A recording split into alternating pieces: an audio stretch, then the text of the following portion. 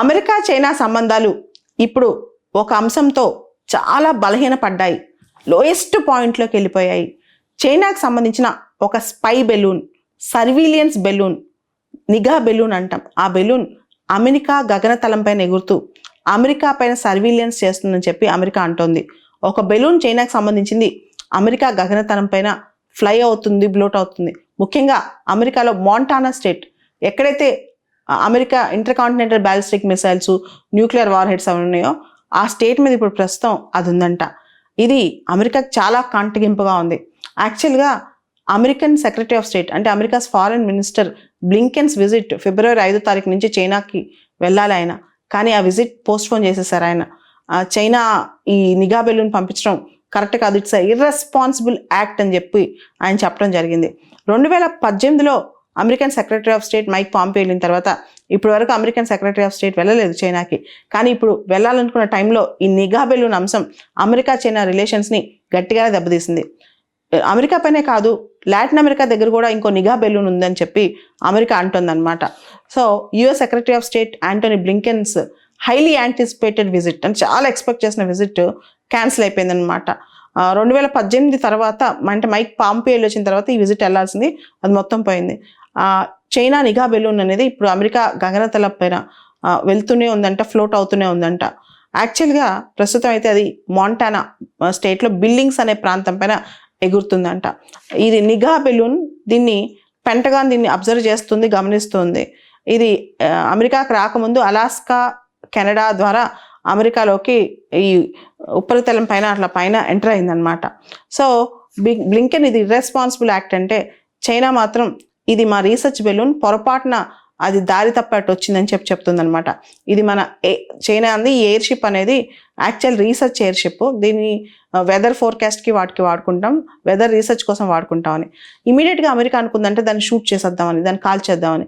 కానీ దానివల్ల డెబ్రిస్, దానివల్ల ఏదైతే దాన్ని కాల్చిన తర్వాత వచ్చే డిబ్రిస్ ఉందో అది ప్రజలకి ఇబ్బంది కలిగిస్తుందో, పబ్లిక్ సేఫ్టీ దెబ్బతీస్తుందో అని చెప్పి అమెరికా దాన్ని పేల్చేయకుండా ఆపేసిందంట. ముఖ్యంగా అది హీలియం బెలూన్, జనరల్గా అంత పెద్ద బెలూన్ అంటే ఆ బెలూన్ 3 బస్సుల సైజులో ఉందంట, తెల్ల రంగులో బెలూన్ ఆకారంలో 3 బస్సెస్ ఎంత సైజు ఉంటే ఆ సైజులో ఉందంట.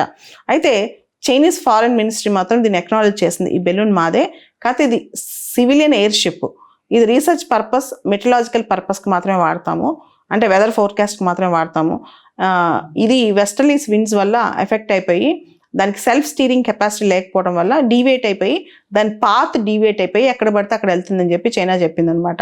ఇది మీకు కావాలని చేసింది కాదు, పాత్ డీవియేట్ వెళ్తుందని చెప్పింది. ఒక చిన్న అంశం పట్టుకుని చైనా మీద హైప్ చేసేసి అభియోగం తొయ్యొద్దు అని చెప్పి కూడా చైనా అంటుందన్నమాట. ఇట్స్ ప్రిటెక్స్ట్, అంటే ఇది ఒక వంక పెట్టుకుని చైనా మీద, చైనా ఇమేజ్ డ్యామేజ్ చేయడానికి కూడా దేశాలు ట్రై చేస్తున్నాయి, ముఖ్యంగా అమెరికా ట్రై చేస్తుందని చైనా అంటుంది.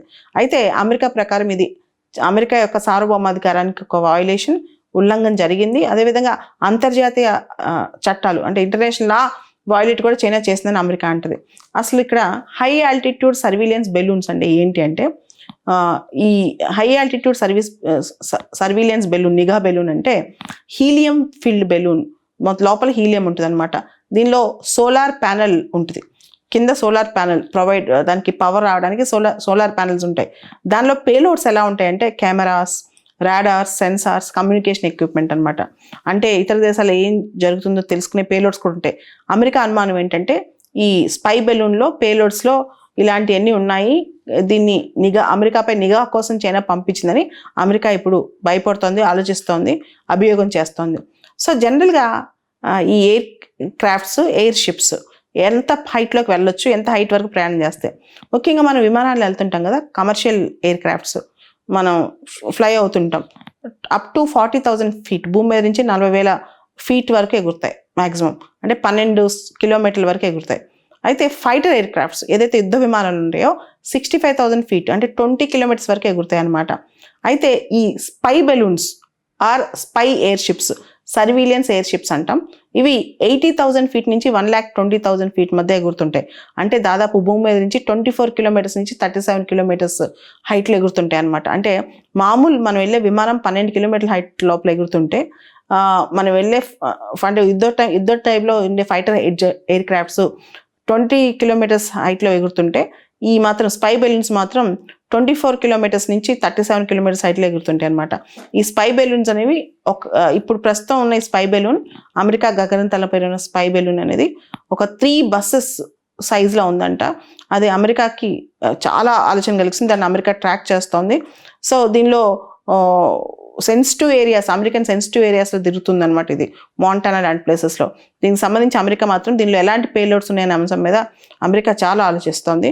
ఈ విషయంలో అమెరికా చైనా రిలేషన్స్ బాగా దెబ్బతింటున్నాయి. మీ అందరికీ తెలుసు అమెరికా చైనా రిలేషన్స్ చాలా హికప్స్ ఉన్నాయి, చాలా ప్రాబ్లమ్స్ ఉన్నాయి. ఒకటి డెమోక్రసీ, తైవాన్ హాంకాంగ్ ఇష్యూ, తర్వాత China South China Sea issues, తర్వాత అమెరికా క్వాడ్ ఏర్పాటు చేయడం చైనా కౌంటర్గా, చైనా ఏమో తన ప్రాబల్యాన్ని పెంచుకోవడానికి అన్ని దేశాలతో ట్రై చేస్తుండటం, వీటన్నిటి తోడు ఇలాంటి చైనా చేష్టలు అనేవి ఇది చాలా పెద్ద సంశయించాల్సిన అవసరమే ఉంది. చైనా యొక్క ఇంటెన్షన్స్ ఎలా ఉన్నాయనే దాని మీద.